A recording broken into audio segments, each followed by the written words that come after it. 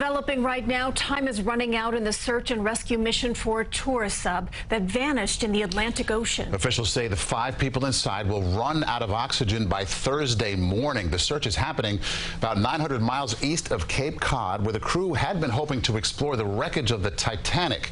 CBS 2's Jessica Moore here now live with details, new ones on the search. Jessica. Well, Maurice and Christine, the Coast Guard estimates rescue crews have until 6 a.m. on Thursday before the submersible's 96-hour life support supply runs out. That's roughly 36 hours from now. Tonight, we're learning more about who is on board, and another country is joining the intense search and rescue effort.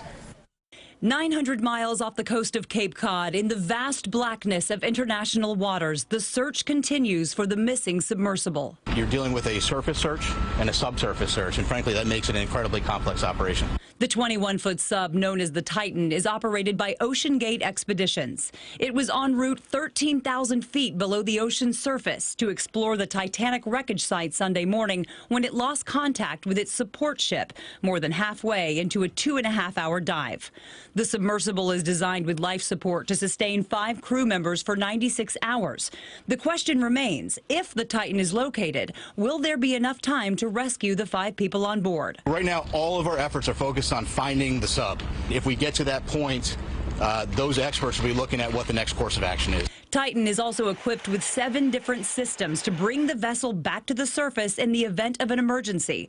Former Titan passenger and CBS Sunday Mornings correspondent David Pogue says none of those systems appear to have deployed, which concerns him. The fact that they lost the signal 2/3 of the way down to the floor, that's really bad. That means something probably catastrophic happened to the whole thing. But one expert says there is still hope. We still, in theory, have more than 30 hours to recover this unit if it has not flooded. The U.S., Canada, and now France have launched ships to aid in the search and rescue effort, which includes aerial searches and underwater sonar buoys. We now know the identities of the 5 people on board. They include Hamish Harding, a British billionaire and avid explorer. He always wants to go for the next thing that hasn't been done before. It will be a miracle if the crew returns alive. Shazaza Dawood, a Pakistani-British businessman, and his son Suleiman, and Paul-Henri Nargelet, head of underwater research at RMS Titanic, who has completed 35 visits to the Titanic site.